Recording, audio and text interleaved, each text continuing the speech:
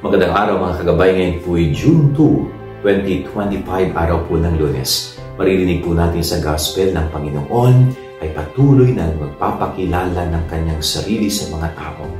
At sa kanyang pagpapakilala, kitang-kita ang mga tanda ng kanyang pagkadiyos sa kanyang pananalita at sa kanyang mga gawa.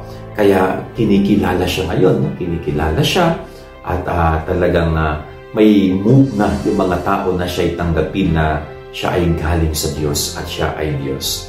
Ganyan din po sa buhay natin bilang mga tao. Sana po, pagsikapan natin na makilala natin ang Panginoon. Sa dinami-dami ng kanyang ginawang tanda, ng kanyang pagpapakilala ng kanyang sarili sa atin. Sana huwag tayo maging bulag at bingi na tanggapin siya bilang ating Panginoon at bilang ating Diyos. Yan ang ating gabay aral ngayong maghapon. God bless po sa inyo lahat. Pagpalain kayo ng Panginoon.